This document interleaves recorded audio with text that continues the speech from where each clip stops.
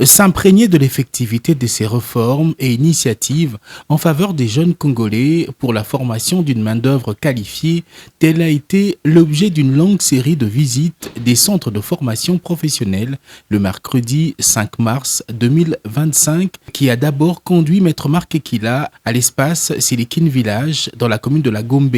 Le ministre de la formation professionnelle est venu lancer la toute première édition de formation Future Skills, littéralement métier du futur, organisée par KDA Academy en partenariat avec Vodacom Congo en faveur du personnel administratif de la formation professionnelle, des dépendants des militaires, mais aussi de quelques inscrits de la foire de la formation professionnelle. Est-ce que les dépendants, ils sont là, hein? Vous pouvez quand même vous lever parce que c'est vous vraiment. Voilà, on a dit que Obana va soda, va dit que l'obate, soda. Donc on va nous applaudir nous-mêmes, n'est-ce pas? Et sur ce, il faut vraiment rendre un vibrant hommage au chef de l'État qui a pensé qu'il était temps que toute la nation exprime la solidarité dans tous les secteurs possibles à nos vaillantes troupes qui sont dans les lignes de front. Ne vous sous-estimez pas, vous commencez aujourd'hui quelque chose qui va changer votre vie. Madame Pamela Ilunga, directrice générale adjointe de Vodacom Congo, et Jean-Louis Mbaka, directeur général de KDA Academy, ont expliqué le sens de cette formation. Le numérique aujourd'hui, c'est le levier de développement, c'est ça qui réunit ce monde. Et c'est très important que et la fonction publique et nos jeunes enfants orphelins de militaires et de policiers bénéficient de cette formation. Ici, nous sommes sur une formation qui a pour objectif de pouvoir équiper les participants avec les compétences numériques nécessaires à pouvoir réussir dans le monde professionnel. Le ministre, accompagné notamment de la secrétaire générale à la formation professionnelle, Gisèle Kendelou, de l'inspecteur général Valentin Mitendo et de son directeur de cabinet Odon Saïdi, a pris la direction du centre d'autonomisation La Grâce, au quartier Forgeron, dans la commune de Limete.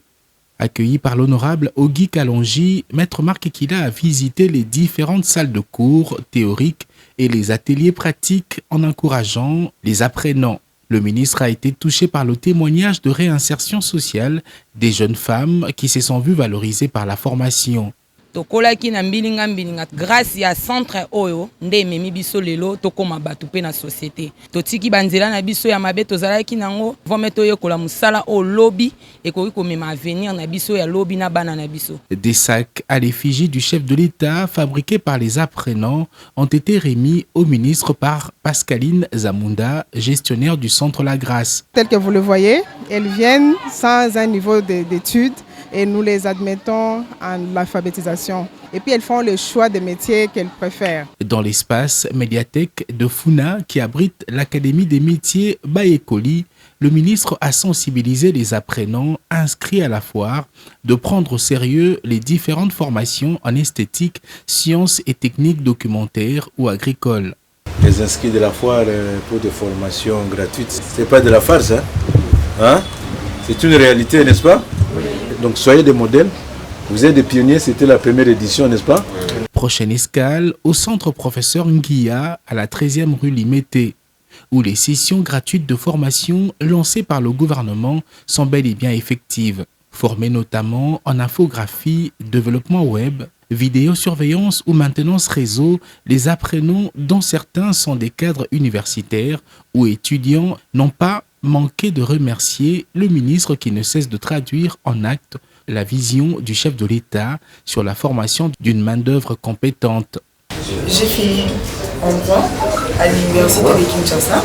J'ai eu la chance de participer à la foire en octobre dernier. Quelques mois plus tard, j'ai pensé que c'était peut-être fini et on nous avait rappelé pour nous dire qu'on lançait la formation officiellement. On a postulé à la foire il y a de cela quelques mois passés, mais on ne pensait pas que... Moi je l'ai fait en ligne, hein. Je ne pensais pas qu'on allait me rappeler. Ah, tu as fait en ligne, hein? Je ne pensais pas qu'on allait me rappeler. Et puis quelques jours après, on m'appelle pour venir commencer la formation et nous voilà. C'est déjà une bonne chose. Je remercie l'initiative et j'espère que ça va continuer pour les autres aussi. Grâce aux foires qui étaient organisées, je me suis retrouvé ici pour se former, pour suivre cette formation. Madame Tessie Mpassi, gestionnaire de ce centre qui offre aussi des formations en leadership féminin et gestion des projets, est revenue sur les modalités de formation. Nous avons choisi comme filière ou les personnes que nous avons formées sont dans les filières suivantes. Il y a ceux qui font le développement web, comme ceux de là-bas. Il y a ceux qui ont choisi la couture, qui sont dessus, vous avez vu.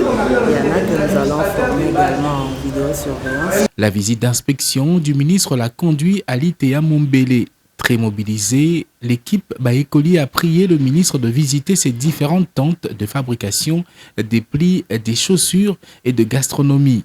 Après la signature du livre d'or de l'ASBEL, Baekoli, Maître Marc Ekila a inspecté les travaux du centre des ressources CDR Mossala qui naît de ses cendres. Ces travaux exécutés par l'entreprise CMK Groupe Sarl en partenariat avec l'agence belge de développement Enabel révèlent un état d'avancement encourageant. À l'issue de la visite, Maître Marc Ekila, qui a inspecté chaque petit détail jusqu'à la machine moderne à briques, a rendu hommage au chef de l'État Félix Antoine Tshisekedi Tshilombo et la première ministre Judith Suminwa.